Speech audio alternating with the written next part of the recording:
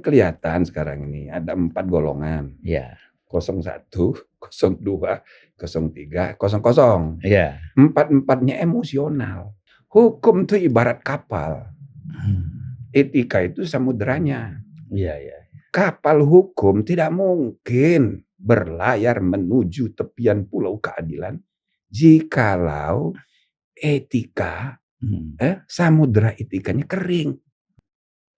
Dalam demokrasi liberal kita ini, akal fulus dan akal fulus itu yang mengendalikan akal tulus. Iya. Nah, jadi yang kita harus jadikan pegangan akal sehat aja. Iya.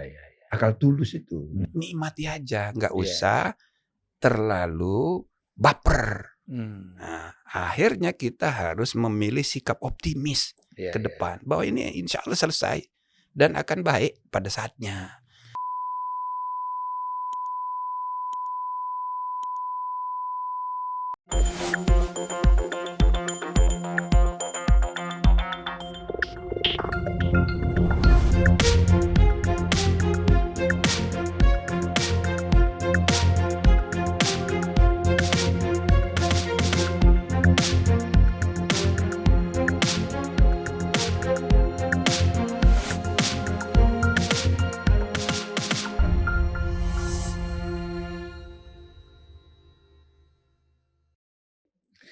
Bismillahirrahmanirrahim. Assalamualaikum warahmatullahi wabarakatuh. Waalaikumsalam. Salam sejahtera untuk kita semua. Selamat datang Profesor Dr. Jimli As-Sidiki. Kawan lama ya? Kawan lama, bukan kawan sebenarnya, guru. Ini kualat kalau dibilang kawan, Bang. Ini guru yang sebenarnya Bang Jimli ini saya kenal itu tahun 78. Ya, 78. Bang Jimli mungkin lupa, Bang Jimli waktu itu beberapa kali datang ke Lembaga Studi Pembangunan. Saya kerja di situ. Oh, sama Hadi Sasono. Sama Hadi Sasono, iya, Mas Tuhu. Mas Tuhu. Kemudian banyak kawan-kawan lain kan, Nur. Nur. Iya, Nur. Nur apa namanya, lupa saya itu. Kemudian Bang Jimli dari situ jarang datang karena menjadi, kalau nggak salah, mimpin YIS itu Bang ya. Oh, ya itu satu remaja masjid. Remaja Masjid Al-Azhar itu kan Abang yang dirikan itu. Iya. Ya. Bukan saya yang mendirikan, tapi saya jadi ketua umum itu tahun 77. Ya, 77 sampai berapa ya? Iya, setelah itu kami prakarsa membuat Badan Komunikasi Remaja Masjid. Iya, Pemuda Masjid seluruh ya. BKPMI waktu itu ya. Iya. Saya ingat itu. Itu satu-satunya di dunia Islam yang ada organisasi remaja masjid di masjid-masjid. Di negara lain nggak ada, cuma kita. Nah, yang mempeloporinya Al-Azhar. YIS itu. Lahirlah di mana-mana masjid. Oh, di mana-mana. Cut Mutia. Makanya sampai sekarang saya jadi ketua pembina Yayasan Al-Azhar. Oh gitu. Kan dulu pembinanya waktu Abang YIS itu kan masih ada Pak Natsir ya. Masih Pak Safrudin. Buya Hamka ya. Buya Hamka itu saya jadi marbot waktu itu. Waktu Buya Hamka itu? Iya, saya tinggal di kamar bekas Nurholis Majid. Oh. Di bawah tangga itu. Nah, sebelah utara, kami sebelah selatan tuh marbot. Jadi kita kelasnya marbot juga gitu. Sama kayak Sofyan Jalil juga ya? Oh iya, sama dia. Kalau dia di Mentra. Iya. Aktivis-aktivis dulu kan gitu. Kalau saya nggak disebut marbot, tetapi ya tidurnya di Masjid Cirosari itu. Iya. Cuma saya kan sebelumnya saya bekerja di LP3IS. Iya. Tuh. Sesudah kerja di LP3IS, ikut bantu LSP itu. LSP ya. Ya kan? Nah, saya dengan Pak Utomo Dananjaya. Mendirikan Asafia. Bukan, sebelum itu. Asosiasi Pelatih Indonesia. Oh iya benar. Kita melatih, waktu itu kita memperkenalkan participatory training. Yang Achievement Motivation Training. Achievement Motivation Training. Nah, Mansur Fakih. Jadi saya Utomo, Mansur sama saya. Iya, saya ingat itu. Jadi kita mendirikan organisasi itu, kita mendidik aktivis-aktivis, hampir semua LSM seluruh Indonesia. Nah itu kita yang didik itu. Iya tahu saya itu. Awal sekali AMT kan itu AMT. terkenal. Saya ikut juga soalnya. Oh iya. Dulu kan Mas Hadi bilang, kamu mesti ikut itu katanya. Suharto Monoarfa Menteri Bappenas. Satu kali dia bilang, oh, dulu kan saya ikut trainingan. Oh begitu. Luar biasa perkembangan dulu kan memang. Oh iya. Dan semuanya kalau saya lihat ya, hasil-hasil dari situ jadi semua kan. Jadi itu semua. kan bapaknya siapa yang profesor doktor kita ini? Yang sosiolog, yang rambut putih, Imam. Nah, kan Pak. Dekat sama saya. Iya, Imam kan. Jadi, ayahnya Imam itu yang paling rajin dulu. Wow, kan? Jadi Imam Prasojo. Pak Joko Prasojo. Ya. Imam masih kecil gitu. Ya. Saya bolak-balik ke rumah dia. Jadi tahu kecilnya itu. Iya. Kan di Empang 3 kantornya ya. Abang ingat ya? Oh, ingat ya. Tahu saya. Kan sama Pak itu yang Amin Aziz. Dr. Amin Aziz. Kita kan aktif. Iya. Nah, baru sesudah itu kami mendirikan Asyafi'iyah. Ya. Sekolah tinggi wira swasta dulu. Nah, saya diangkat jadi wakil direktur kemahasiswaan. Sudah itu jadi universitas. Saya jadi Purek 3. Luar biasa dulu ya. Iya Bang, inilah sebenarnya suasana sekarang kan udah mulai berkembang ya. Iya. Nah kita masuk ke persoalan-persoalan kenegaraan kita ini Bang, ya. Kita lihat bahwa sebenarnya kan situasi seperti ini kan tidak perlu ada ya Bang ya. Tidak perlu terjadi ya. Artinya situasi macam mana? Ya situasi negara kita ini kan sekarang situasi politik misalnya ya. Ini kan riuh sekali. Iya. Ya, riuh sekali. Bukannya alamiah saja, itu biasa. Memang menjelang pemilu mesti kayak gini. Mesti agak ribut-ribut lah. Masa terlalu tenang. Jelek juga. Tetapi kan kalau dulu ributnya itu kan walaupun orang istilahnya bicara apa Bang ya? Bicara kadrun, gitu, bicara kampret gitu kan, cebong gitu. Tidak menyerang orang kan. Nah, sekarang kan langsung ini orang ini kan. Gitu loh.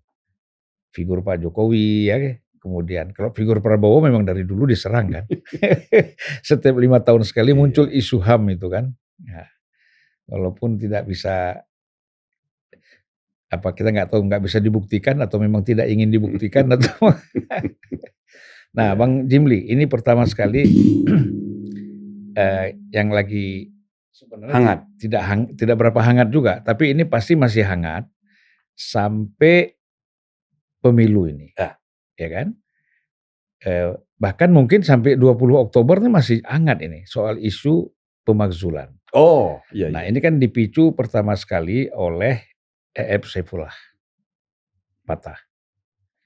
Saiful Muzani. Kemudian muncul lagi ada 100 orang, Faisal Basri dan kawan-kawan. Amin Rais juga masuk situ. Iya, banyak sekali ya tokoh-tokoh yang sebenarnya yang tokoh ini memang kayaknya siapapun presiden oposisi terus. Yang kemudian diterima oleh Pak Mahfud sebagai Menko Polhukam. Gitu. Nah ini Abang melihat bagaimana ini soal pemakzulan ini Bang? Ya ini kan isu-isu itu kan salah satu aja cara untuk menyerang, ya kan? Ya secara umum kalau menurut saya menjelang pemilu, pilpres sejak 2004 lah. Ya. Pilpres langsung pertama itu kan 2004. Iya. Kan ribut juga.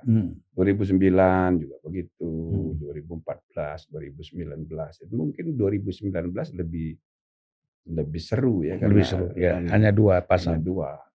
Jadi kalau menurut saya ini dinamika yang biasa aja. Tapi bukan sesuatu yang ideal. Iya. Tapi bahwa ini sebagai realitas, ini cermin dari kualitas demokrasi yang belum dewasa. Iya. Ya kan kita ini nomor 3 demokrasi di dunia ini. dari segi kuantitas. Iya. Tapi dari segi kualitas kan 54. Tuh indeks 2002 kan masih jauh sekali. Jauh sekali. Nah, jadi kita harus dari waktu ke waktu terus memperbaiki supaya meningkat kualitasnya. Jadi saya melihat ini gambaran ya kita nikmati aja lah ini permainan kekuasaan. Main catur kekuasaan. Kan gitu. Jadi kalau kita mau pesimis, ya bisa kita pakai ini data-data, fakta-fakta sebagai sarana untuk membuat kita pesimis. Tapi semua ini kalau dilihat dari langit, mi'raj ke langit gitu dia. Helikopter view, wah ini bagus ini lucu-lucuan ini. Nah, nanti kalau sudah selesai, reda dengan sendirinya. Mau diapain? Ya itulah kira-kira. Pengalaman kita 2014-2019 ya. Tahu-tahu orang masih demo di depan Bawaslu. Jokowi sama Prabowo sudah naik kereta sama-sama. Pertama kali Pilpres itu kan 2004. Nah, yang menang kan SBY. Wiranto. Nomor 2-nya Mega. Nomor 3-nya Wiranto. Tapi jarak antara nomor 2 nomor 3 kan enggak jauh. Tipis ya. Nah, Wiranto menggugat ke MK. Nah, saya ketuanya. Iya, tahu saya. Nah, jadi ribut lah ini kan. Oh, ini nanti sampai kontainer udah dibawa ke MK kan? Iya loh. Ini Pak Jimli ini kan dekat ini dengan Wiranto. Ini pasti dia berpihak kan gitu. Nah, ini kan baru pertama ini. Jadi karena baru pertama ya gedung kita pun kecil itu. Wiranto datang. Lah ketemu pula sama saya. Jadi ribut itu di depan MK itu. Demo itu berhari-hari itu. Padahal saya kan juga dekat dengan Ibu Mega. Iya kan? Tapi masa itu banyak sekali sampai ke Monas itu. Berhari-hari. Mau dijaga polisi segala macam. Aduh, saya bilang ini. Ya kan? Nah, bahkan 2004 tuh MK ini kan baru setahun. Baru pertama mengadili perselisihan hasil pemilu. Yang pileg-pileg ini ya juga banyak. Bawa sekarung, alat-alat bukti. Ada yang bawa 1 truk. Jadi gedung yang sebelah itu yang kecil itu. Dalam waktu hanya berapa bulan, udah penuh. Penuh. Ampun ini saya bilang. Penuh berkas. Penuh dengan berkas. Jadi waktu itu mantan Presiden Jimmy Carter datang berkunjung ke MK. Nggak ada tempat menerima dia. Jadi memang pemilu kita itu seru-seru. Jadi kalau kita ngalami gitu ya, biasa aja ini. Jadi nggak usah terlalu tegang juga. Nanti pada saatnya, pada waktunya reda. Ya itu. Jadi Abang melihat nih pemakzulan ini jauh lah ya. Nah itu salah satu isu yang dilempar untuk memojokkan satu pihak. Biasa aja. Jadi kalau sekedar masalah ini dilihat sebagai masalah hukum atau masalah misalnya bagaimana memprosesnya, udahlah nggak mungkin. Sama aja kayak isu 3 periode kemarin itu loh. Saya dari awal sudah bilang tidak boleh, tidak mungkin dan tidak akan terjadi. Sama ini juga gitu. Jadi sesuatu yang berat diperjuangkan. Hal-hal yang mustahil. Nah, sebenarnya yang baik itu kan kelihatan sekarang ini ada 4 golongan. 01, 02, 03, 00. Empat-empatnya emosional. Sedang emosi tinggi. Nah, kalau memang serius mau memakzulkan, enggak begitu. Ini 100 orang ini udah kelihatan tuh memilih siapa itu udah kelihatan. Mau memilih siapa atau tidak mau memilih siapa sudah kelihatan. Ya sudah caranya yuk perjuangkan melalui partai yang tempo hari Anda pilih. Yang milih PKS ya datang ke PKS. Yang milih Demokrat datang ke Demokrat. Mana lagi? Supaya anggota DPR itu yang memperjuangkan. Biar diproses gitu loh. Kan harus ada inisiatif sebagainya. Gitu. Bukan datang ke Menko Polhukam. Ya, yang jadi cawapres pula. Iya. Ini kan jadi lucu. Lucu. Dan ya Menko Polhukam senang-senang aja kan? Ya, padahal dia tahu itu isunya. Iya. Ya namanya sesama orang politik ya begitulah. Main-main gitu kan. Tapi kalau secara etika bagaimana Bang? Cawapres, Menko Polhukam, masih dalam kabinet kan? Nah, itu terus menerima satu kelompok orang yang justru ingin memakzulkan presidennya. Ini bagaimana ya? Ini yang maksud saya ini kok. Iya. Saya termasuk gembira sekali sekarang ini. Iya. Karena hampir semua orang tiap hari ngomongin soal etika. Iya. Saya gitu. Tangannya yang 3 ini ke sini. Iya. Jadi yang tidak beretika ini, tapi dia nggak tahu dia. Nah, jadi 3 jari nunjuk diri sendiri. Nunjuk diri sendiri. Karena problem etika berbangsa kita memang lagi turun. Dan semua. Sama aja kayak isu dinasti. Semuanya ke dinasti. Ya kan? Ada yang berusaha memisahkan partai politik dengan jabatan, bukan dinasti dong. Ya kan? Iya kan? Partai itu kan pilarnya demokrasi. Jadi demokrasi eksternal berbangsa itu sangat dipengaruhi oleh demokrasi internal. Ya, kalau partainya itu dinasti, darahnya darah biru, ia akan mempengaruhi darah biru juga di struktur bernegara. Nah, jadi sekarang semua orang ngomongin dinasti, semua orang ngomongin etika. Jadi saya bilang sama teman, wah ini alhamdulillah ini. Saatnya kita ya kan secara kolektif menyadari buruknya persoalan dinasti dan etika ya, praktek politik yang tidak beradab, tidak beretika. Jadi saatnya kita membangun sistem etika berbangsa. Dengan ditopang oleh infrastruktur etika yang bisa kita prakarsai. Itu yang saya selalu usulkan mengenai Mahkamah Etika Nasional. Sekaligus menata sistem etika berbangsa berdasarkan Pancasila, Undang-Undang Dasar, dan TAP MPR yang masih ada. TAP nomor 6 tahun 2001 tentang etika kehidupan berbangsa.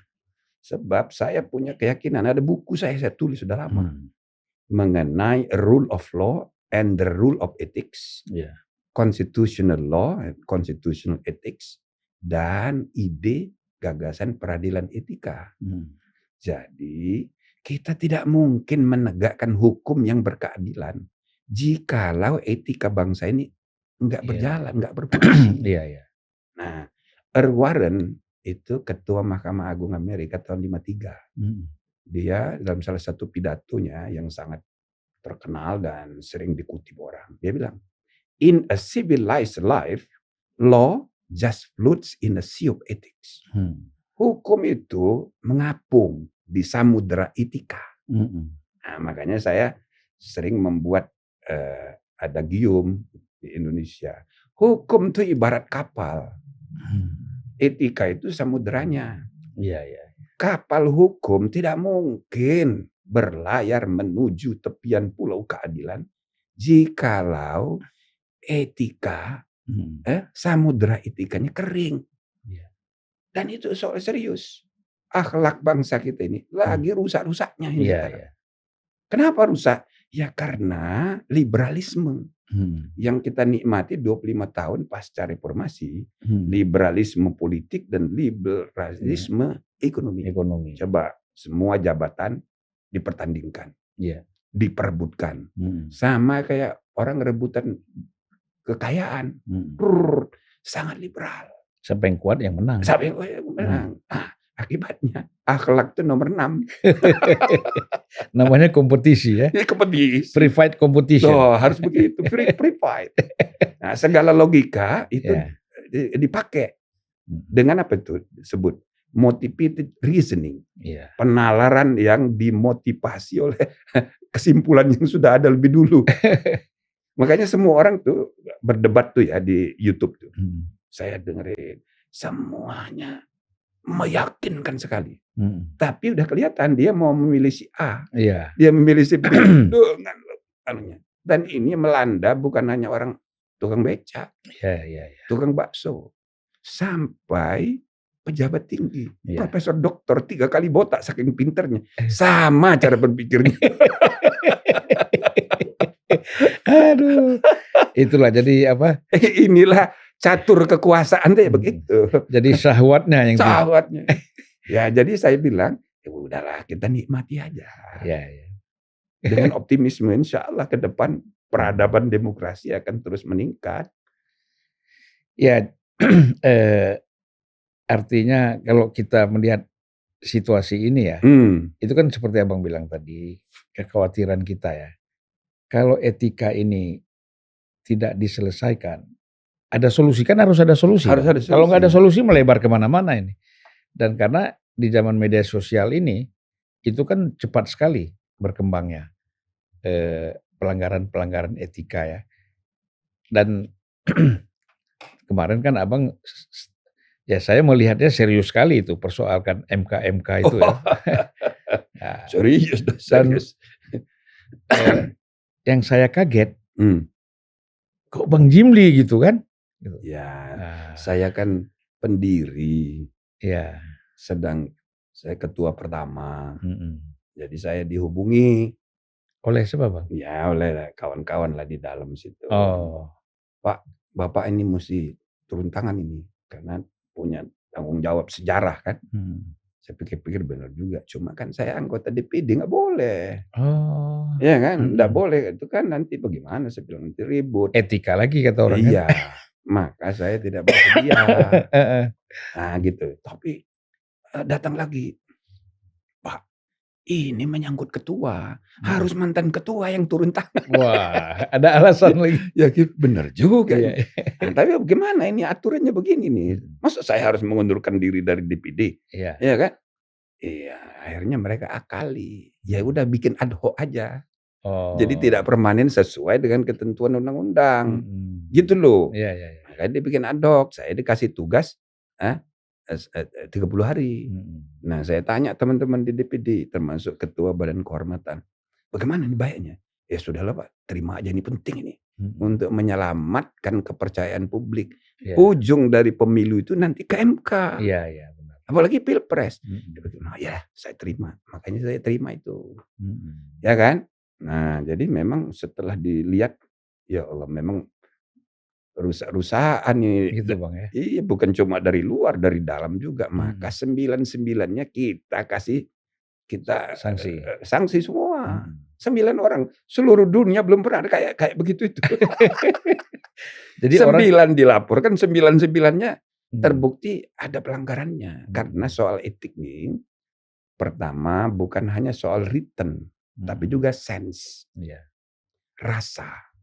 Ya kan, roso kata orang Jawa kan gitu.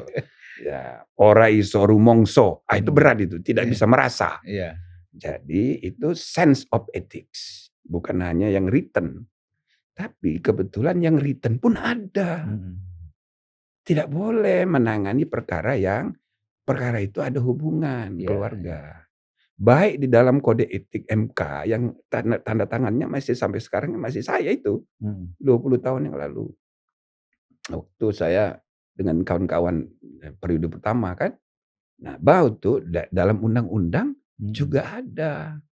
Jadi kalau ada perkara yang ada kaitannya pihak-pihak itu dengan hubungan keluarga, maka hakimnya dengan sendirinya ya kan harus mundur. Nah, ini nggak mundur. Ya kan? Nah, ya jadi kita temukan maksudnya mundur itu Bang, mundur dari perkara. Ya, tidak ikut sidang. Tidak ikut menangani perkara itu. Ya kan? Nah, jadi itu salah satunya. Yang lain lagi, informasi di dalam perdebatan internal itu kok keluar kemana-mana. Termasuk masuk di Tempo. Sumbernya tidak mungkin kalau bukan dari dalam. Dari dalam, ya benar. Ya, saya bilang kita sampai Abang tanya, kan kamu tahu dari mana itu kan? Dalam sidang itu kan Abang tanya tuh. Live kan? Dari mana kamu tahu itu? Itu wartawan Tempo bilang sama saya, terima kasih Pak, enggak dipersoalkan. Ya enggak bisa kan, kalian kan dilindungi undang-undang. merahasiakan sumber. Tapi sumbernya kan pasti dari dalam. Nah, kenapa bisa terjadi? Kita cek satu persatu. Ya kita duga-duga aja sih ini nih kira-kira. Tapi kan nggak ada bukti bahwa dia ini. Akhirnya 99-nya kita salah. Bersalah semua. Bersalah semua. Nah, yang lain lagi misalnya soal budaya kerja. Hakim itu kan harus independen. Maka tiang gedung MK itu ada 9. Selalu saya terangkan, membuat gedung MK dengan tiang 9 itu nggak mudah. Perdebatannya berbulan-bulan. Saya memaksakan 9 itu. Karena menurut teori arsitektur di seluruh dunia, gedung gotik harus genap jumlah tiangnya. Kalau enggak, Mahkamah Agung Amerika 4. Bisa 6. Ada lagi Mahkamah Agung tempat lain 6. Ada yang 8. Jadi arsiteknya bilang sama saya, Bapak boleh pilih. Mau 8, atau 10. Saya bilang nggak bisa. Konstitusi lebih tinggi dari teori arsitektur kalian. Konstitusi bilang 9, jadi saya minta 9. Nah akhirnya 9. Itu menunjukkan 9 hakim itu masing-masing tuh tiang sendiri-sendiri. Filosofinya itu. Iya, jadi harus independen, tidak boleh saling mempengaruhi. Apalagi kasakusuk. Tidak begitu dong, harus berdebat. Dan setiap hakim itu dari awal saya tradisikan harus membuat pendapat hukum. Tapi sesudah periode saya nggak lagi. Jadi diserahkan pada staf. Oh tidak bisa begitu. Hakim itu harus ini kerja intelektual. Nah begitu anunya. Tapi memang kan latar belakang dari hakim-hakim. Ya terus terang aja selain Bang Jimli ya. Yang memang orang yang memang menggeluti hukum terus kan tidak banyak Bang. Di MK itu. Banyak praktisi kan. Enggak ada, banyak sebetulnya. Yang dari Mahkamah Agung tuh, itu kan hakim karir. Nah, sedangkan yang dari DPR, dari pemerintah itu kan juga karir. Ada yang karir dari pemerintah itu. Hanya yang dari DPR ini, ya yang dipilih oleh DPR itu politikus, walaupun profesor doktor tetap aja politikus. Seperti sekarang kan itu yang dari P3 itu ya. Ya kan politikus itu. Asrul Sani. Makanya saya bilang harus diatur kembali mekanisme rekrutmen hakim konstitusi itu. Jadi kan di undang-undang itu kan sudah ditentukan 3 dipilih oleh ini, oleh ini, oleh ini. Selalu saya bilang 3 dipilih oleh, bukan 3 dipilih dari. Jadi bukan dari Mahkamah Agung, dari Presiden, dari DPR. Sebab itu bisa disalahpahami seolah-olah anggota DPR yang dikirim.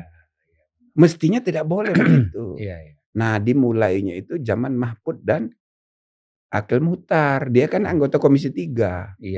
Baru mundur sesudah 5 menit sebelum pemilihan. Jadi itu kan sama dengan dipilih dari bukan sehingga oleh. Hakim MK itu seolah-olah utusan kami. Dia nggak boleh berbeda dong. Itu kan kami yang buat undang-undang, harus membela undang-undang. Logika seperti itu salah. Dan sudah ada kesalahannya kemarin kan DPR mencopot. Itu dia. Nah makanya waktu itu agak marah saya. Marahnya kenapa? Sudah saya terangkan sama Mahfud sebagai Menko. Dan juga mantan ketua. Ini salah, nggak benar ini. Tolong yakinkan kepala negara, jangan sampai SK-nya dibuat. Tetap dikeluarkan juga. Ya kan? Nah, makanya saya bilang, ini bisa jadi alasan impeachment. Nah, cuma itu kan prosedur formalnya. Kalau proses politiknya kan, ya nggak mungkin kalau DPR gitu. Jadi yang 100 ini, ya sama. Saya juga pernah ngomong begini, coba kan. Ya sama lah kayak ada semangat untuk membuat hak angket ya. Oh gitu-gitu. Kan nggak mudah itu prosesnya. Dinamika politik aja. Gus Dur dulu dimaksudkan karena dia mengeluarkan dekret pembubaran DPR. Kan? Itu kan beda. Dan sepenuhnya oleh MPR. Atas dasar itu, ya kan Bulog Git, ya kan. Ada memorandum 1, memorandum 2. Nah begitu sudah mau final, gitu kan, tiba-tiba menjelang itu ada dekret. maka TAP MPR pemberhentian Gus Dur itu tidak mengutip lagi pertimbangan yang memo 1, memo 2, langsung ke dekret. Jadi sebenarnya ada yang salah itu. Ya kan? Berarti Gus Dur itu diberhentikan karena apa namanya dekret. Berarti tanpa proses hukum sebagaimana diatur di TAP MPR. Itu kan harus memorandum 1, memorandum 2 yang tidak dijadikan referensi. Jadi kira-kira agak ngawur itulah ya. Tapi sudah terjadi kan? Sudah terjadi. Nah, sehingga pembuktian hukumnya kan tidak ada. Apa benar dia itu dalam tanda petik korupsi, terima suap dari Bulog Gate itu? Tidak ada keputusan hukumnya. Nggak ada. Nah, itu kan jumlah uangnya 35 miliar kan, cek itu kan? Inilah yang dijadikan argumen ketika 1 perubahan ketiga sepakat mau mendirikan MK. Mulai dari kasus Gus Dur itu. Gitu loh. Nah, jadi ke depan kita tidak boleh lagi memberhentikan presiden yang sudah dipilih oleh rakyat nanti gitu. Ke depan nggak boleh lagi diberhentikan hanya atas dasar seperti yang terjadi dengan Gus Dur. Harus ada proses hukum dulu. Maka kita dirikan MK. Sepakat. Tok. Nah, sesudah itu baru anggota PAH 1 ini keliling-keliling dunia. Ya kan? Itu studi banding. MK tuh apa aja kerjaannya kan gitu. Ya termasuk saya juga kebagian. Jadi studi banding. Jadi itu sebenarnya pemicu disepakatinya berdirinya MK itu. Pada awalnya. Nah, sekarang dengan adanya MK, ya kan? Kalau DPR punya tuntutan namanya pernyataan pendapat bahwa presiden itu melanggar hukum, berkhianat pada negara, ya kan? Suap, korupsi atau tindak pidana berat lainnya, atau perbuatan tercela, atau tidak dapat melakukan tugas sebagai presiden sesuai kewajiban konstitusionalnya. Kalau itu pendapatnya, lalu disampaikan ke MK. MK akan membuktikan benar nggak ini pendapat DPR. Nah, disitulah pembuktian hukum. Dari MK baru. Nah, sudah dari MK baru oleh DPR diajukan ke MPR. MPR itu jadi forum pengadilannya. Ya di situ voting lagi kan? Voting lagi. Belum tentu menang juga. Belum tentu menang juga. Jadi prosesnya panjang. Ya makanya 2,5 abad sejarah impeachment di Amerika itu kan belum pernah ada satupun yang diberhentikan. Yang berhasil diberhentikan belum pernah ada. Yang ada itu kan Nixon mengundurkan diri karena dimalu. Nah, yang kemarin siapa namanya? Donald Trump, Bill Clinton.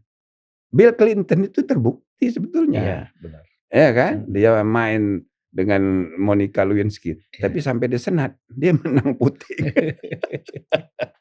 Jadi itu udah proses politik ya. Itu dia. Gabungan antara hukum dan politik. Kalau di Amerika ketua Senat itu ya kan wapres dalam keadaan normal. Tapi itu kayak di mana di Inggris, House of Lords itu dipimpin oleh kepala negara, raja. Tapi kalau di Amerika Senat itu karena sistemnya presidentil jadi wakil presiden. Tapi khusus untuk kasus impeachment yang mengetuai Senat, sidang Senat itu ketua Mahkamah Agung. Nah gitu. Bisa aja presiden atau wakil presidennya diimpeach. Nah, jadi anggota Senat itu berfungsi sebagai juri yang puting, yang mimpin sidangnya itu ketua Mahkamah Agung. Artinya prosesnya itu gabungan antara hukum dan politik. Nah, sedangkan kita pisah. Proses hukumnya di MK, proses politiknya di MPR. Ya, tapi sebenarnya sama aja. Campuran itu antara hukum dan politik. Jadi perjuangan yang paling berat itu justru di MK-nya ya? Di MK-nya harus terbukti dulu bahwa ini benar dia mencuri. Nah, cuma kalau membuktikan begitu sebenarnya mudah. Iya kan? Apalagi itu perbuatan tercela. Itu mudah sekali. Saya suka ambil contoh. Presiden meludah di pinggir jalan dari mobil. Kena muka orang. Itu tercela apa enggak itu? Iya. Bisa aja. Atau buang sampah di jalan tol ya? Iya, bisa saja. Jadi sebetulnya untuk alasan itu gampang. Tapi proses politiknya tuh lebih sulit. Apalagi sekarang menjelang pilpres pula, itu mengada-ada, ngabisin waktu aja, pakai marah-marah lagi. Iya. Jadi kalau Abang lihat kan ini pemakzulan ini sebenarnya ada dari kelompok yang sudah merasa kalah ya? Saya rasa begitu. Nah, makanya saya bilang, udahlah fokus saja pilpres dulu. Lampiaskan kedaulatan rakyat itu di situ. Nah, jadi kita jangan pilih yang kita tidak suka. Jangan dong. Kumpulkan keluarga semuanya. Jangan pilih si A. Tapi hak orang lain yang mau milih orang yang kita tidak suka, jangan dihalangi. Ini kan demokrasi. Kebencian kita kepada suatu kaum tidak boleh membuat kita harus berlaku tidak adil kepada mereka. Benar. Gitu loh. Jadi yang tidak suka sama Gibran nih, ampun banyak sekali. Tapi kan yang suka sama dia atau yang akhirnya menjadi suka gara-gara dia dimarahin. Prof Mahfud? Bukan, gara-gara Gibrannya tidak disukai, diomelin, dinyek-nyek. Diremehkan. Orang jadi suka. Iya, diremehkan. Orang jadi simpati. Karena merasa dizalimi ya. Nah itu kan kenyataan, enggak boleh juga kita berlaku tidak adil. Enggak boleh dong. Sama kayak Prabowo dizalimi oleh Ganjar dan Anies. Orang simpatik, pada nangis-nangis semua kan. Jadi emang kalau politik nih sekarang nih mesti hati-hati ya Bang ya. Iya. Nah coba itu kan. Jadi kan dianggap tidak beretik, ya kan? Tapi kan begini. Iya. Tangannya itu. Nah gitu. Jadi waktu ngeritik, mencemooh orang lebih tua, namanya Prabowo, itu kan nggak ada etiknya itu. Kata sebelah sini, tapi sebelah sini, enggak, itu kan biasa saja, kan gitu. Nah sebaliknya waktu Gibran nanya, yang sebelah sini nggak ada etik sama sekali, tidak beradab. Nah kata sebelah sini, lo kan biasa aja itu. Jadi memang logika menuju pilpres dan pemilu itu sudah terbelah kita ini, terbelah 3 atau 4. Yang 4 ini ya diem aja, golput. Tapi yang ini sudah nggak rasional lagi. Termasuk yang tadi saya bilang, Profesor Doktor 3 kali botak, sama aja. Iya. Sama dengan yang nggak sekolah ya. Sama dengan yang nggak sekolah. Saya suka ketawa kalau baca di WA itu. Ya Allah, kok gini ya Allah. Padahal kan seharusnya mereka tuh yang memberikan jalan untuk bagaimana untuk meluruskan ya. Ya tapi karena sudah ada motivasinya, ada pilihannya. Maka pilihan yang lain itu dianggap salah semua. Memang banyak nggak rasional Bang akhirnya. Ya jadi bahkan kemarin itu kan seperti Abang bilang kan, satu sisi kita mengatakan bahwa yang takut dimakzulkan ini adalah para pendukung Jokowi. Karena takut kalah. Kan gitu. Kan ini terbalik-terbalik nih pikirannya. Terbalik-balik pikirannya kan. Jadi padahal kan Jokowi ini katakanlah di sini Prabowo ya sudah 48% kan. Kan dia pasti dia nggak takut kalah kalau udah 48%. Tetapi kan persepsi beberapa orang mengatakan ini justru mereka takut kita makzulkan Jokowi. Karena kalau kita makzulkan Jokowi itu kalah. Padahal proses tadi kita udah bicarakan kan panjang sekali itu.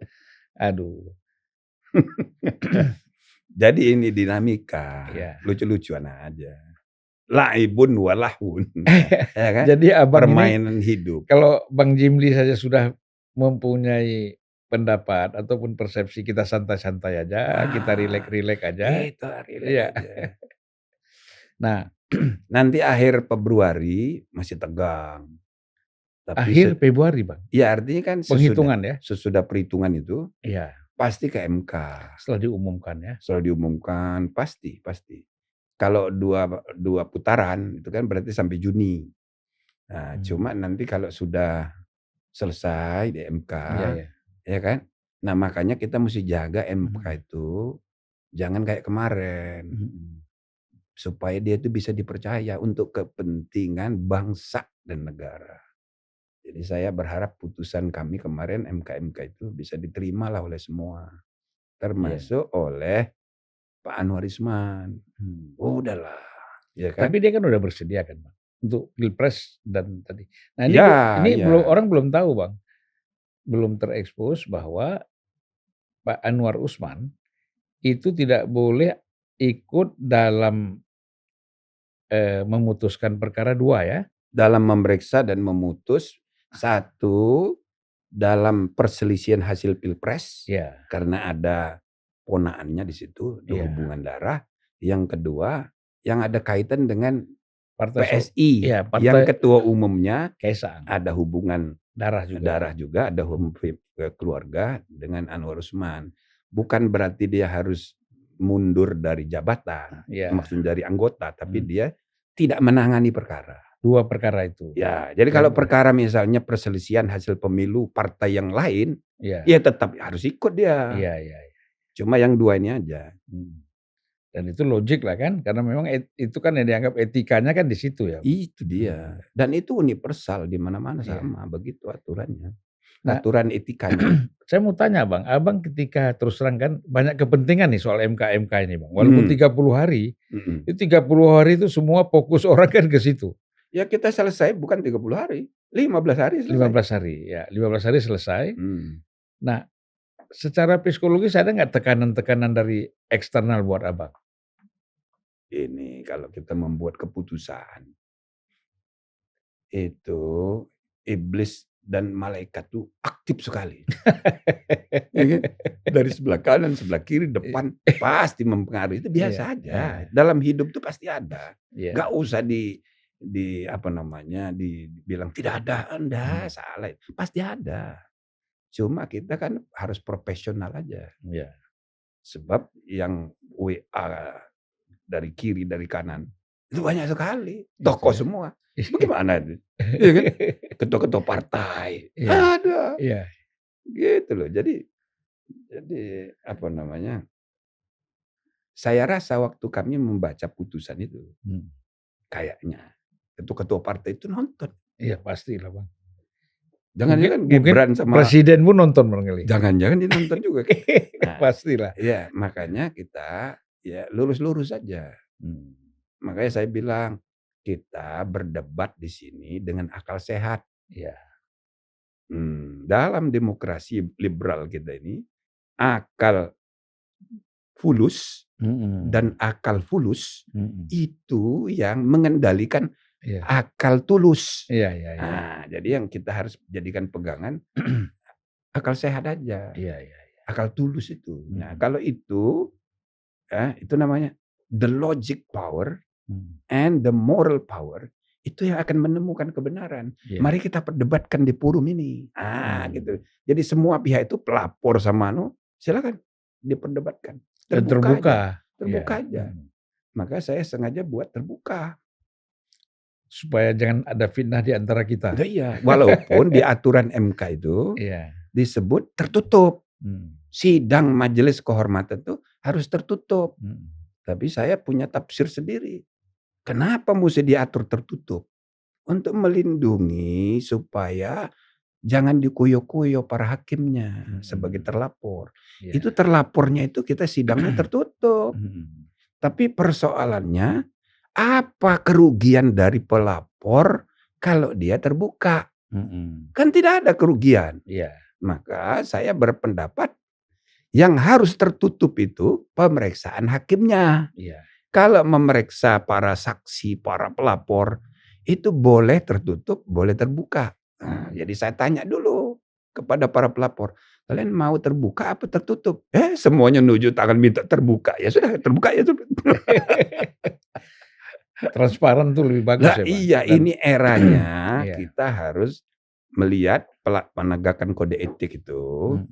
Jangan lihat etiknya dengan teori lama. Etik dengan teori lama itu dianggap ini masalah privat. Etik. Tapi ini etika jabatan publik. Yang kita urus ini jabatan publik.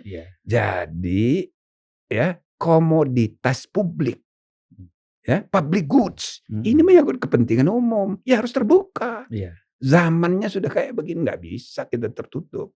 Nah, maka di buku saya terangkan. Sekarang kita memasuki era penegakan etika terbuka. Yang saya namakan peradilan etik. Prinsip peradilan modern harus terbuka. Dan orang puas. Kan artinya kan orang terus terang merasa terwakili kan gitu, Pak. Iya. Nah itu tadi saya bilang akal sehat. Iya. Semua orang kalau sudah bicara akal sehat ketemu logic power. Nah gitu loh. Itu membawa orang pada kebenaran itu kebenaran logis. Sama yang kedua moral power. Tapi yang kita bicarakan logic powernya dan akal sehat. Kebetulan Bang Jimli pun lepas dari seluruh ikatan-ikatan kepentingan politik kan. Jadi lebih aman lagi. Ya, saya juga punya pilihan. Tapi kan kita harus profesional. Yang salah harus dibilang salah. Yang benar harus dibilang benar. Kalau pilihan sekarang siapa, Bang? Hah? Gak boleh disampaikan ya. Adalah. Saya kan dekat semua ini. Cuma kan kalau kita kan punya hak pilih. Masa saya tidak boleh memilih? Saya harus memilih nanti.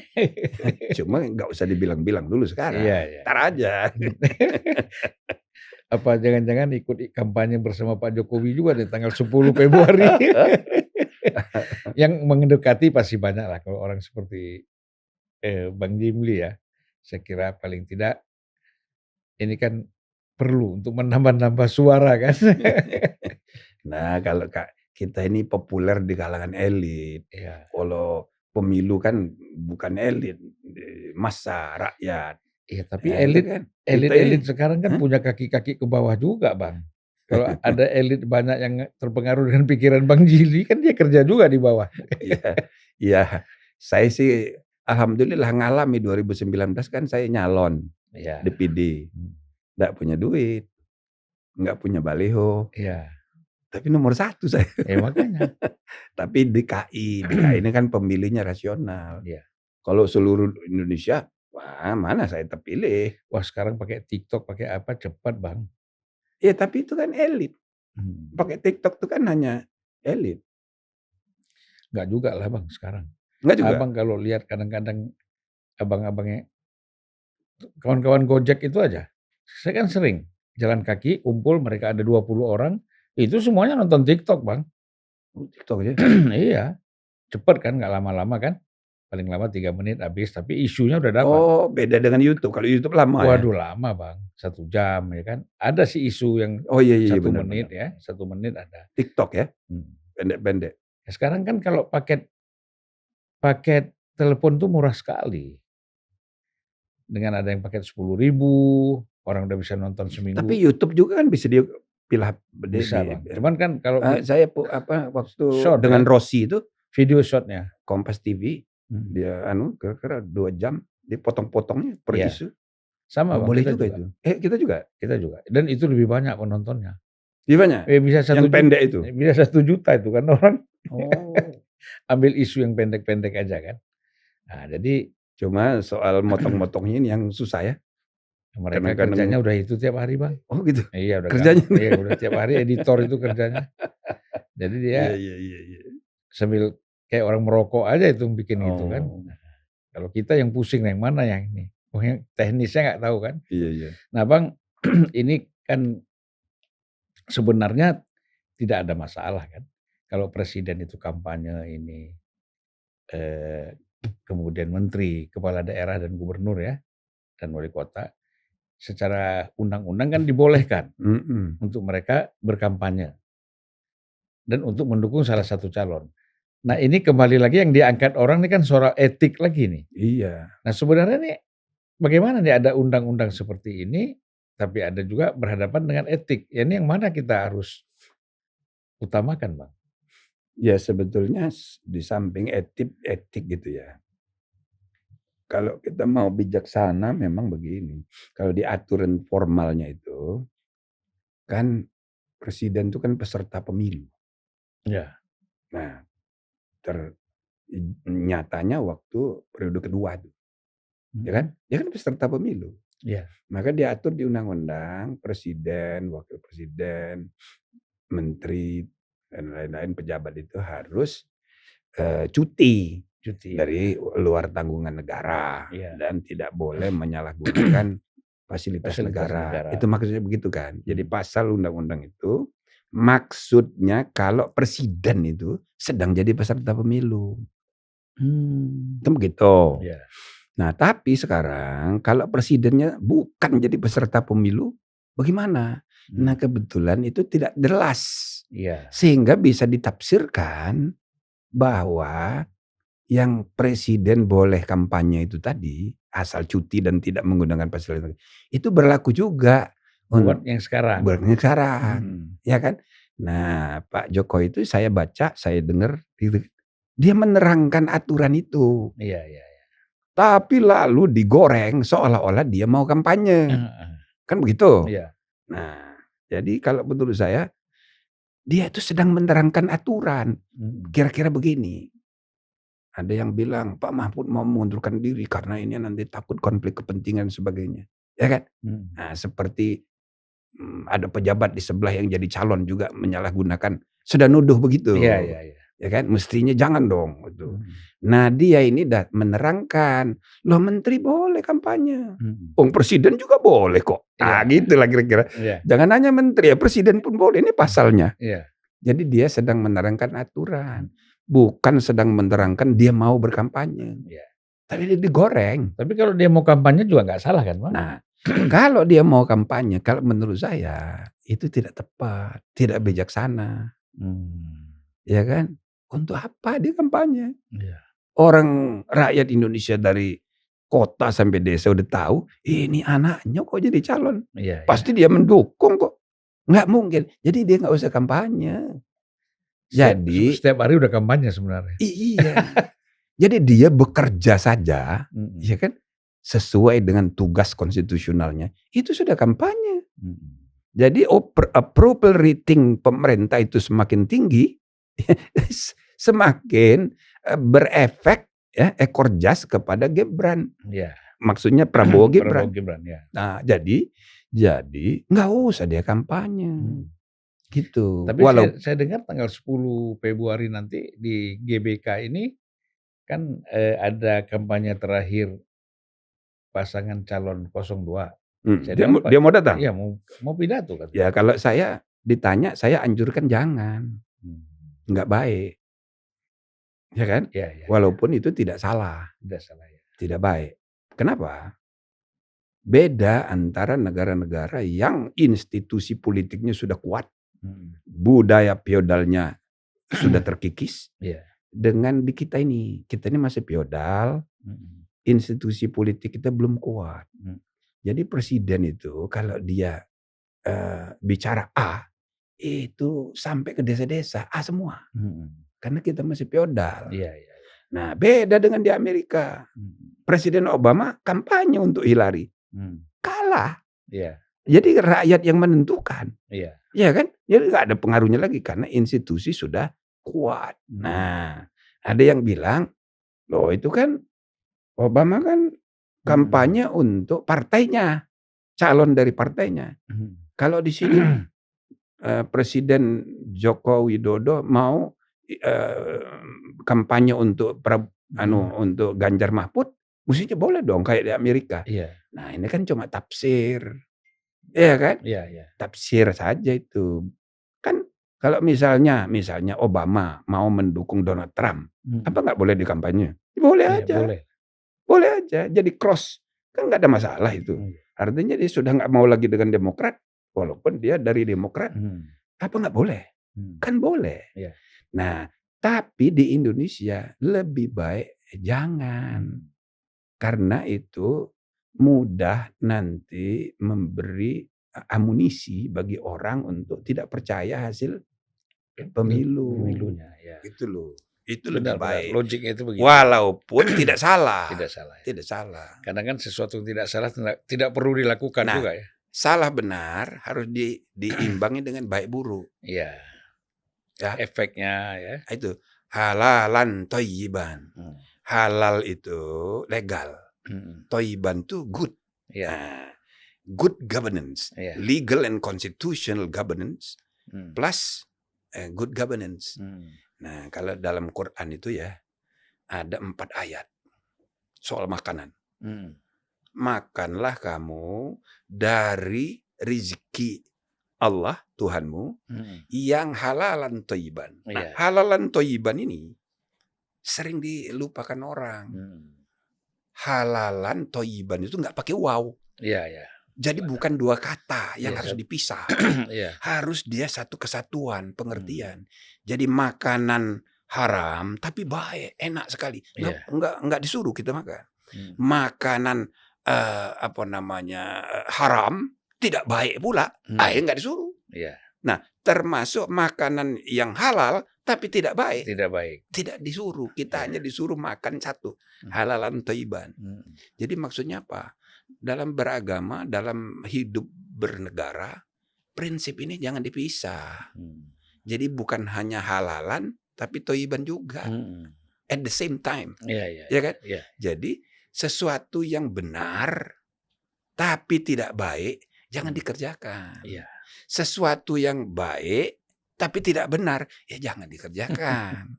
Sesuatu yang tidak benar tidak baik pula apalagi. Nah, sekarang kita ini harus benar dan baik. Jadi sinkron ya. Itu baru lengkap. Termasuk orang beragama itu juga, Pak Zulpan ya. Orang beragama sekarang ini rata-rata halal haram aja dipikirnya.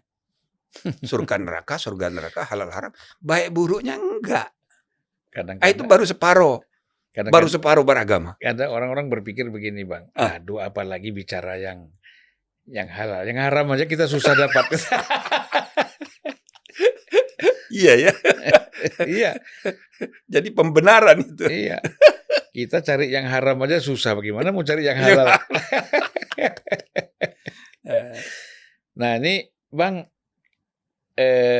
seperti Abang bilang tadi kan, 2019 orang saja masih berpikir ada kecurangan kan. Gitu. Iya, sampai sekarang masih ada yang pikir masih ada berpikir gitu. Masih banyak lagi ya. Iya. Nah sekarang kan kalau kita lihat jika pemilu ini nanti diperkirakan ada kecurangan-kecurangan, pasti kan pasti demo-demo dulu ya Bang ya. Demo-demo dulu. Depan MK dulu. Kan kalau 2019 kan memang MK memutuskan ya bahwa yang menang itu Jokowi. Bahkan Pak Jokowi tidak ada di sini tuh waktu MK memutuskan. Dia berangkat ke Jepang ya. MK memutuskan jam 10 malam, dia maghrib udah berangkat ke Jepang. Karena udah yakin deh. Dia udah yakin, udah tahu informasinya. Ini istilah Bang tadi orang dalam. Informasi orang dalam. Nah ini kan soal legitimasinya kan agak sulit Bang ya. Iya, makanya itu legalitas dan legitimasi itu sama penting. Ya kan kalau legal tapi tidak legitimate kan repot juga. Menghambat kepercayaan. Makanya ya kepercayaan kepada MK itu penting sekali. Tapi kalau soal praktek kecurangan itu, ini kan kualitas kualitas demokrasi yang masih 54 dulu. Indeksnya, indeks kualitasnya. Jauh sekali ya. Iya, saya kan 5 tahun 2012-2017 ketua DKPP. Alhamdulillah ini selalu bikin lembaga baru. Kita yang bikin, kita pula jadi ketuanya. Jadi sekali diledek, maaf ini bikin lembaga baru untuk jadi ketuanya. Nanti jangan-jangan tadi majelis etik tadi suruh jadi ketua lagi. Jadi DKPP selama 5 tahun itu ada 340 pelanggaran kode etik selama 5 tahun itu yang kita kasih sanksi. Nah, kira-kira 10% itu dipecat. Macam-macam alasannya. Dari Bawaslu dan KPU ya? Baik KPU maupun Bawaslu. Jadi meskipun pimpinannya itu sudah berjuang, tapi struktur di bawah itu kan macam-macam. Susah dikendalikan. Ada saja soal situng, soal rekapitulasi, ya kan? Ada saja. Nah, makanya banyak yang kita kasih sanksi. Malah misalnya ada salah satu mantan ketua KPU di satu kabupaten periode sebelumnya, lalu diangkatlah dia menjadi sekda karena PNS ini. Jadi dia jadi sekda. Selama dia jadi sekda, dia atur-atur semua itu. Nah, yang kayak gitu masih banyak. Nah, misalnya di Papua, pemilihan umum tahun berapa itu?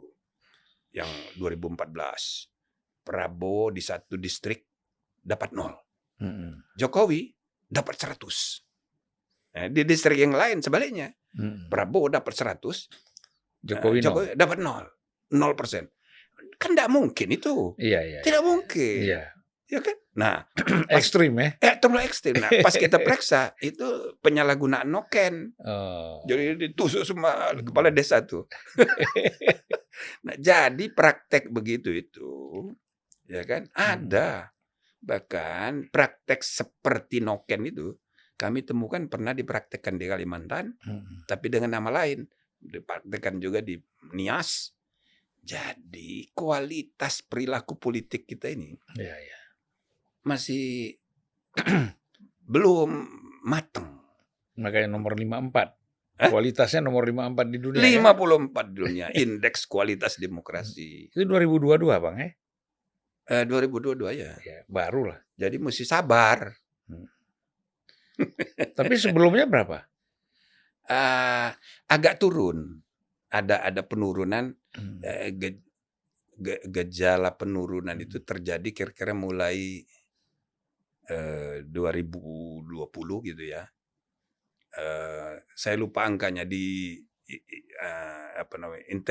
Economist Intelligence Unit itu kan bisa dicek. Tapi ada penurunan kualitas demokrasi hampir merata di seluruh dunia. Hampir merata. Nah, termasuk di Indonesia dengan macam-macam sebab. Salah satunya misalnya COVID kemarin, itu jadi penyebab.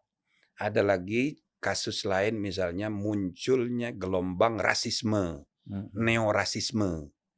Nah, itu melanda seluruh Eropa, Amerika, ya kan? Islamofobia itu salah satu bentuk varian dari penurunan demokrasi. Iya, artinya rasisme itu, anti imigran, white supremasi di Amerika muncul lagi, dan Islamofobia itu melanda hampir semua negara Eropa. Pembakaran Quran itu cermin dari rasisme dan ini merusak kualitas demokrasi. Jadi sebenarnya di seluruh dunia itu sedang menghadapi penurunan kualitas semua, termasuk dan apalagi di Indonesia gitu. Nah, sekarang ini kan kita masuk ke persoalan, Abang bisa menilai misalnya soal debat capres ini kemarin. Pertama kan kita lihat, tadi kita udah bicara soal etika person ya. Tapi kan kalau kita lihat dari proses perdebatan ini, dengan ada pertanyaan dari panelis, kemudian panelis membacakan, jadi kan seperti kita lihat ini capres kita ini seperti sudah diarahkan kan, harus bicara ini gitu Bang. Nah ini menurut Abang ini tepat nggak debat capres prosesnya seperti ini? Ya sebenarnya kan kita ini mau meniru Pilpres Amerika, ini ada perdebatan gitu kan. Kalau dari segi budaya kayaknya itu debat-debat itu kurang begitu apa di Indonesia ini. Ya kan? Lebih musyawarah daripada debat adu-adu argumen gitu. Saya kok kurang yakin bahwa ini cocok gitu loh dengan budaya kita ya. Sehingga mudah muncul macam-macam, misalnya sopan santun, tidak beretika, orang tua mesti dihormati. Sama-sama capres, sama-sama cawapres, bagaimana? Masa dibedakan dengan umur, misalnya kan gitu. Jadi memang budaya debat itu, kalau kita lihat bandingkan dengan debat tahun-tahun sebelumnya, 2019 dan sebelumnya, menurut saya yang baru debat yang agak sekarang ini. Sebelumnya itu kan agak pro forma. Nah, tapi debat sekarang ini seolah-olah debat tentang pengetahuan. Gitu. Siapa yang lebih pintar? Siapa yang lebih pintar? Padahal debat ini capres ya, calon pemimpin. Yang lebih penting meyakinkan rakyat tentang karakter, tentang kepercayaan, bukan tentang pengetahuan. Kok tentang pengetahuan sih? Ya penting, tapi misalnya profesor doktor, ya kan? Lalu dibandingkan dengan tamatan apa namanya itu? S1. Seolah-olah yang ini lebih tinggi kan dari segi derajat pengetahuan. Padahal kan bukan itu masalahnya. Harusnya ya konkret aja lah. Misalnya kemarin pertanyaan tentang greenflation itu. Kalau menurut saya cara jawabnya itu kurang tepat, Pak Mahfud itu. Masa bilang ini recehan sebagainya. Hanya karena dia nggak tahu. Atau dia mungkin marah karena digini-gini kan setiap tangan dimainkan sama Gibran itu. Ya karena salah apa namanya itu? Intronya udah salah. Kalau saya ditanya begitu, saya akan puji. Kan main ini bagus sekali pertanyaan Mas Gibran ini. Gitu. Kita puji. Iya kan? Jadi pertanyaan ini menggambarkan Mas Gibran ini memahami betul ini. Saya meskipun ngaku aja, meskipun saya tidak ngerti detailnya, karena memang bukan bidang saya. Orang pasti ngerti. Ya kan? Meskipun saya tidak, tapi tekad kita sebagai bangsa harus ini kebijakan pro lingkungan ke depan itu harus lebih kita prioritaskan. Gitu. Nanti kalau saya terpilih, saya akan kumpulkan ahli-ahli yang tahu detail mengenai greenflation ini. Mungkin bila perlu Mas Gibran ini cocok menjadi salah satu calon menteri KLH. Bisa begitu. Orang kan jadi senang. Dan Gibran juga ya kan ketawa-ketawa, ya kan. Nah, jadi ini kita mau melihat bukan pengetahuan, tapi sikap seorang pemimpin, calon pemimpin. Mencari simpati ya. Jangan marah-marah, marah-marah dengan asumsi saya tahu segalanya. Kalau saya tidak tahu, ini receh, ya kan begitu. Saya juga baru dengar kok greenflation itu. Padahal buku saya tentang lingkungan hidup banyak. Termasuk Green Constitution, Green and Blue Constitution. Itu sudah jadi buku. Ya kan? Tapi greenflation sebagai apa? Itu kan sesuatu yang baru. Saya pernah dengar aja, tapi mendetail kan itu sangat detail pengetahuannya. Tapi kalau kita baca sekarang ternyata benar. Bahwa ini bukan isu receh. Nah, tapi sekali lagi sikap marah itu menjadi tontonan. Nah, gitu loh. Nah, sebaliknya Gibran ini ya mungkin dia mau balas dendam pula kali ya. Ya kan, capresnya dikuyo-kuyo. Dia mau ini pakai begini. Nah, yang kalimat yang saya nggak bisa terima itu ketika dia bilang, lah kan Bapak kan profesor, masa nggak tahu? Waduh, itu kan agak kurang ajar itu. Iya kan? Tapi ya karena debatnya ini diasumsikan debat pengetahuan, jadi memang kayak gitu. Kalau di zaman mahasiswa kan kayak gitu debatnya. Ya apa boleh buat. Aduh, jadi memang situasi debat ini yang jadi menarik. Itu menarik. Tapi kan substansinya jadi hilang ya, Bang? Iya, jadi hilang. Hilang, kemudian seperti itu. Mungkin mudah-mudahan ya, ini debat capres yang terakhir ini, itu betul-betul apa yang seperti harapan tadi Bang Jimli sampaikan, bahwa kita memang posisinya lagi mencari simpati kan. Mencari dukungan. Bukan adu pinter. Jangan marah-marah dan jangan adu pinter. Iya. Mungkin debat terakhir ini saran saya semua 3 capres ini memperlihatkan tekadnya untuk rekonsiliasi. Untuk saling merangkul. Ya kan? Ya kan ini kesempatan terakhir untuk debat. Tunjukkan bahwa debat itu debat kebersamaan. Bukan mencari menang kalah. Supaya dia menjadi entry point untuk menghadapi kekecewaan kalau kalah. Iya, iya. Begitu saya rasa. Ya kalau nanti terakhir ini, apalagi ini kan capres ya. Nah, Capres. kalau terjadi lagi seperti kayak kemarin, waduh. Saling bodoh-bodohin. Tingkat tensinya lebih tinggi lagi nanti. Iya, kan kayak Anies bilang, padahal dia lebih muda dan Prabowo itu banyak jasanya sama dia, terpilih jadi gubernur. Masa dia bilang ini angkanya 11 dari 100, lebih rendah dari penilaian Ganjar 5 dari 10. Iya. Jadi padahal Prabowo itu sekolah di Amerika, di Inggris, di Swedia, ya kan? Nah, itu bacaannya sejak muda. Iya. Itu majalah-majalah bahasa Inggris itu sejak dia mayor, sejak dia itu langganan jadi bacaan. Jadi baca, jadi dia jadi masa dibilang nggak ngerti masalah internasional, tersinggung juga lah untung dia nggak untung dia tahan diri. Narasi-narasinya juga cukup bagus. Ya kalau saya mendengar beberapa videonya ya, artinya tidak kalah juga dengan kaum intelektual dalam cara dia menyampaikan menyelesaikan persoalan-persoalan. Nah, tapi kan selalu orang melihatnya dari sisi Prabowo ini pemarah, suka ngamuk kan. Karakter orang kan lain-lain. Kan kalau saya kan kenal ini banyak jenderal sejak muda. 2 jenderal yang paling banyak baca buku itu, 1 SBY, kedua Prabowo ya. Banyak baca buku, banyak baca majalah asing. Dan SBY misalnya itu, senang sekali dengan buku. Iya. Perpustakaannya kan di rumahnya besar sekali. Saya pernah masuk itu perpustakaan luar biasa. Dan di tengah-tengah itu ada meja rapat ya gitu.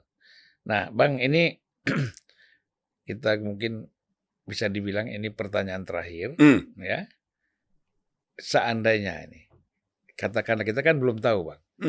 Ini dengan Ibu Mega marah sekali ya. Dengan sampai dia bilang ini kembali ke Orde Baru kemarin kan. Kemudian gerakan-gerakan juga kita kan nggak tahu nih ada gerakan senyap atau tidak kan. Lalu katakanlah hasil pemilu rame-rame menolak secara masif, ya kan. Nah itu kalau misalnya terjadi chaos yang begitu tinggi, Bang, Presiden boleh mengeluarkan perpu nggak, Bang? Itu andai-andai kan. Ya andai-andai. Ya, misalnya. Ya bisa aja, kekuasaan itu kan masih di kepala negara sampai tanggal 20 pagi. 20 Oktober pagi sebelum pelantikan presiden baru kan. Iya. Tapi saya kira enggak begitu. Enggak sampai ke situ. Ya, jadi semua perselisihan kan begini, sesudah 25 tahun reformasi ini kita sudah menata sistem agak lengkap. Walaupun implementasinya banyak masih kacau-kacau. Ya. Nah, jadi kalau nanti ada kekecewaan, ketidakpercayaan, bawa ke MK. Nanti di situ sidang terbuka. Nanti kalau udah diputus, tidak pernah putusan pengadilan itu 100% memuaskan, tidak ada. Pasti tetap ada, katakanlah 25% yang kecewa, marah-marah, bakar-bakar ban. Ya kan? Itu kita harus hadapi aja dengan sabar, dengan bijaksana. Tapi kalau dia udah melewati batas, ya ditindak. Itu urusan TNI Polri ya? Polri bukan TNI. Polri. Enggak ada urusan TNI. TNI perang aja. Ya kan? Nah, jadi saya optimis bahwa itu tidak perlu dibayangkan terlalu buruk gitu ya. Akal sehat akan menuntun kita. Nurani akan menuntun kita pada arah yang benar, insya Allah. Jadi abang melihat gerakan-gerakan seperti yang dilakukan oleh kawan-kawan itu ya, pemakzulan, upaya segala macam ini, misalnya termasuk terakhiran Pak Amin Rais itu mau mengeluarkan video ya, Pak Amin Rais yang jadi kemana itu? Jadi Amin Rais kan mengeluarkan satu video seolah menghina keluarga Jokowi ya. Ya pokoknya menurut saya udah marah sekali. Dia marah gitu kan. Jadi membandingkan dengan binatang lah gitu. Nah, ini kan parah sekali Bang, tokoh Islam ya, kemudian ngomongnya udah seperti ini, emosional seperti ini. Ya. Saya rasa ini efek Gibran. Setelah keputusan Gibran dijadikan cawapres, apalagi didahului oleh kasus mekanisme pengambilan keputusan di MK yang dipersoalkan, ini kan jadi melebar kemana-mana ini kemarahan. Iya. Nah, kemarahan kubu kiri, katakan gitu ya, atau kanan gitu, itu tercermin di Amin Rais ini. Kemarahan kubu kiri gitu tercermin dari kemarahannya Ibu Mega. Setahu saya Ibu Mega tuh belum pernah marah kayak begitu, secara terbuka gitu loh. Baru kali ini. Kalau Amin Rais sudah sering marah. Iya. Udah biasa. Malah kalau dia nggak marah kita bingung. Itu bingung. Nah, jadi memang ini betul-betul apa? Nah, tapi saya percaya pada waktunya ini akan selesai. Iya. Biarin aja dulu, nggak apa-apa. Orang melampiaskan marah kan. Tapi ini soal sangat serius. Nah, makanya kita harus evaluasi kembali, misalnya sistemik gitu loh, menyeluruh ya, misalnya budaya feodal, politik dinasti, sistem etika bernegara dan berbangsa. Ini momentum yang menurut saya, ya kalau saya lihat itu harus kita syukuri dan kita manfaatkan untuk memperbaiki tata bangsa dan tata negara kita. Bukan hanya tata negara dalam arti sempit, tapi tata bangsa. Bukan hanya masalah hukum, tapi juga masalah etika, masalah politik, ekonomi, filosofi berbangsa harus ditata ulang. Nah, jadi saya berharap presiden terpilih nanti bisa memanfaatkan peluang untuk perbaikan sambil mengevaluasi produk reformasi kita 25 tahun. Jadi sudah saatnya produk reformasi yang kita praktekkan 25 tahun ini kita evaluasi ulang. Ada sebagian kita evaluasi apa memang sudah benar ini. Atau sudah benar tapi implementasinya nyimpang. Nah, sambil kita mempersiapkan 20 tahun ke depan, 2045. Jadi momentum terpilihnya pimpinan baru nanti, presiden baru, saya rasa harus dimanfaatkan sambil saling berangkulan. Jadi bagaimana ini presiden terpilih nanti bisa dalam tanda petik ya membujuk, mengurangi kemarahan dari Amin Rais dan dari Ibu Mega nih. Jadi ini saya enggak tahu nanti bagaimana, tapi kira-kira harapannya begitu. Kalau begitu Prabowo yang menang ini, harus membujuk Amin Rais. Amin Rais itu dekat dengan Prabowo. Waktu masa-masa awal reformasi dulu. Awal reformasi, saya rasa dia punya hubungan sejarah. Nah, Prabowo dengan Megawati punya hubungan dekat ya, pernah jadi cawapresnya. Dan pernah makan nasi goreng bareng-bareng. Pernah saling berjanji gitu loh. Nah, jadi saya kira bisa untuk rekonsiliasi itu. Yang penting Pak Jokowi nggak ikut, Bang. Kalau Pak Jokowi ikut, karena problemnya di situ kan. Saya rasa ke depan kan yang memimpin presiden. Ya kan? Wakil presiden ya ikut, tapi kan utamanya presiden. Nanti presiden dengan sesama mantan presiden, Presiden Megawati, Presiden Jokowi, Presiden SBY. Saya rasa hebat sekali, Bang. Harus duduk bersama. Kalau perlu kan yang motong timunnya Pak Prabowo, yang goreng nasinya Bu Mega, ya kan, yang nambah sambelnya Pak SBY kan asik itu, Pak. Perlu rekonsiliasi. Jadi pemimpin bangsa ini perlu rekonsiliasi untuk membangun bangsa ke depan. Iya. Itu Bang ya. Rekonsiliasi sambil melakukan reform to transform. Iya. Reformasi ulang untuk transformasi ke depan. Nah, gitu kira-kira. Jangan reformasi berhenti. Jangan berhenti. Kayak sekarang kan. Kan saya ini sedikit, saya kan baca buku Abang tentang ekonomi konstitusi ya. Itu kan buku dahsyat sekali. Ya, sampai Abang kan berdialog dengan ahli-ahli di konstitusi ekonomi di Jerman, di beberapa negara ya, saya baca gitu. Nah ini kan kalau dijadikan pedoman sebenarnya demokrasi ekonomi kita kan tidak terlalu liberal sebenarnya Bang kan, karena kembali ke konstitusi kan. Itu menarik ini karena itu buku saya tulis 2010. Ya. Tapi sesudahnya itu Kompas tuh. Sesudahnya satu lagi konstitusi keadilan sosial. Nah, pertama saya mau menunjukkan kepada para sarjana hukum bahwa urusan konstitusi itu bukan hanya soal rule politik, tapi ini urusan yang lebih luas. Konstitusi kita ini beda dengan konstitusi Amerika yang hanya political constitution. Kita ini juga economic constitution. Nah, ini konstitusi ekonomi kita ini dalam sejarah belum pernah sungguh-sungguh diterapkan. Belum pernah. Hanya dipidatukan. Pasal 33, pasal 33. Dan kita hanya meniru ya best practices dari dunia, dari Amerika. Jadi kita mengikuti cara berpikir liberalisme kapitalis. Ya kan? Nah, sekarang kita sedang menyaksikan contoh-contoh.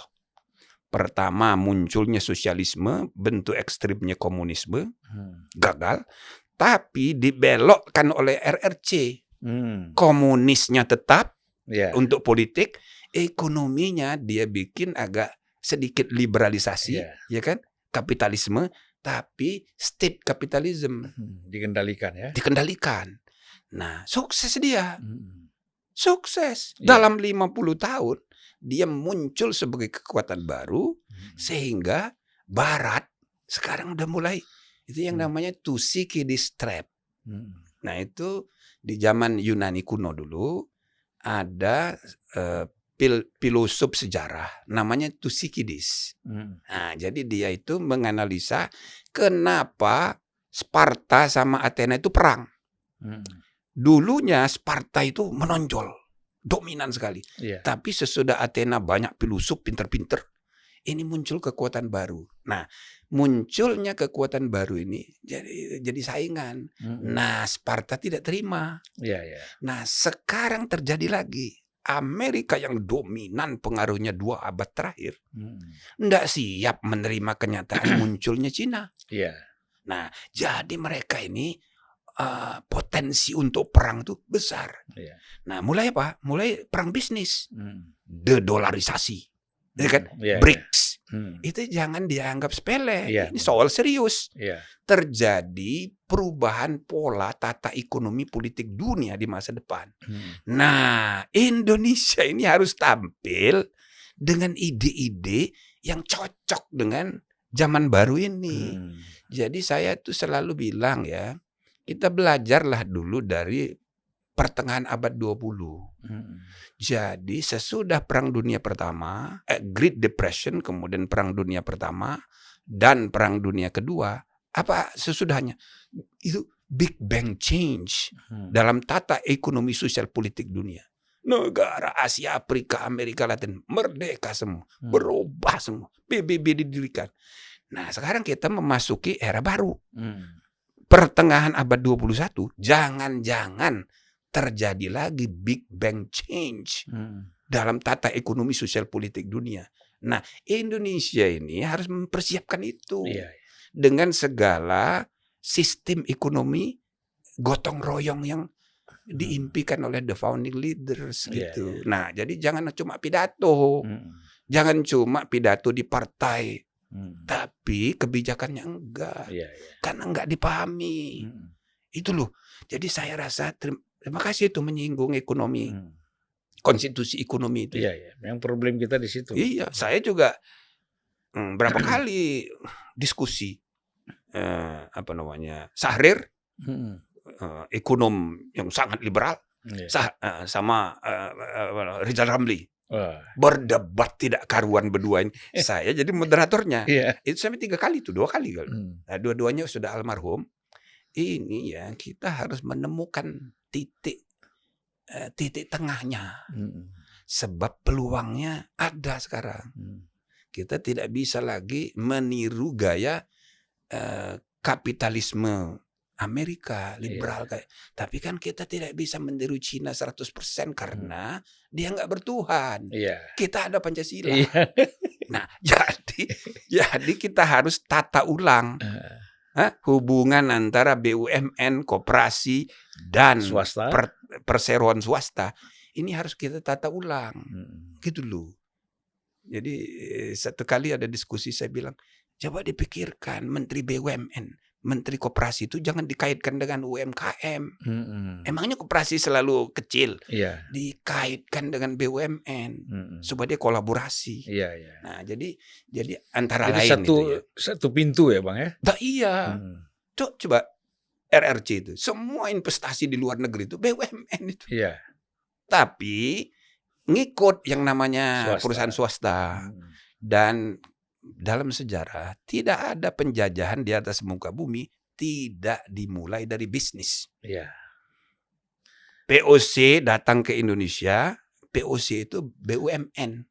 Dan 1600. Ke Amerika 1602, Plymouth Company dan London Company. Itu BUMN. Waktu berangkat semua dikawal, kalau dulu tuh banyak perompak. Semua dikawal oleh Angkatan Laut resmi. Artinya itu misi negara. Jadi kalau kita tidak berpikir out of the box, repot ini. Kita membuatkan karpet merah semerah-merahnya untuk investor luar negeri untuk ngurusin sumber daya alam kita. Ini terbalik. Terbalik. Harusnya kita membangun jembatan untuk menguasai sumber daya alam di Australia, di Afrika Selatan, di Afrika pada umum. Terbalik. Mesti kita nyerang. Bukan kita ini diserang, malah kasih karpet pula. Nah, jadi orang harus belajar sejarah POC.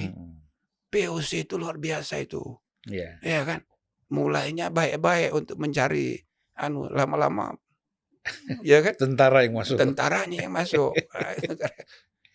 Oke, terima kasih Bang, gitu. Terakhir nih Abang, harapan Abang untuk closing statement kita nih apa nih Bang?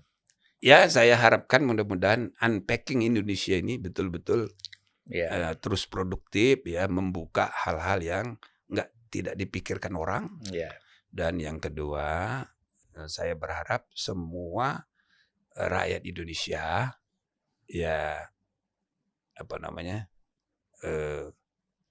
menyadari bahwa dinamika politik menuju pemilu itu ya memang kayak gini gitu. Jadi nikmati aja, nggak usah terlalu baper. Nah, akhirnya kita harus memilih sikap optimis ke depan bahwa ini insya Allah selesai dan akan baik pada saatnya. Jadi jangan kita biasakan sikap pesimis tentang masa depan. Kita selalu harus optimis tapi kritis, konstruktif. Nah, gitu. Dan ini juga harapan Abang untuk penonton Unpacking Indonesia. Termasuk, jadi jangan baper. Kalau kita nonton sebelah sana, sebelah sini, itu kan sepertinya masuk akal semua. Tapi ingat, dia punya perspektif, sudah punya pilihan. Nah, jadi tidak ada yang objektif 100% sekarang. Itulah kira-kira. Ini iblis dan malaikat tuh berseliweran di antara kita ini. Antara apa tadi Bang? Pulus dan akal pulus dan akal bulus. Akal bulus. Aduh, yang tulus kalah. Kalah yang tulus. Ya, terima kasih. Ya, Bang, terima kasih banyak, Bang. 1,5 jam kita ngobrol tidak terasa ya. Mudah-mudahan ini sangat bermanfaat, terutama ya tentu untuk pengetahuan persoalan-persoalan kenegaraan, dan paling penting lagi ini memang pencerahan, Bang. Kita ini Unpacking ini memang tidak banyak mempersoalkan hal-hal yang terlalu seperti Abang bilang debat-debat gitu ya. Kita memang senang untuk orang seperti Bang Jimli dan beberapa orang yang sebenarnya sudah punya pengetahuan yang luas sekali tentang masalah-masalah kenegaraan kita. Nah ini yang perlu diserap sebenarnya. Jangan main pragmatis saja kan gitu, Pak. Ini orang sekarang kan main gampang, pragmatis, instan, menang. Menang kalah. Menang kalah. Menang kalah itu masa lalu. Iya. Ke depan itu kolaborasi. Win-win. Sinergi ya. Sinergi. Iya. Abang dulu ada bikin lembaga sinergi ya, kalau nggak salah di ISMI ya? Bukan. Oh, ya? ISMI ya. Iya, kan? Sinergi Kalam. Iya kan ada tuh. Saya ingat tuh, abang kan yang dulu waktu abang sekjen apa sih? Ya, saya sekretaris. Sekretaris ya. Zaman Pak Habibie. Iya. Baik Bang, terima kasih banyak. Assalamualaikum warahmatullahi wabarakatuh. Waalaikumsalam.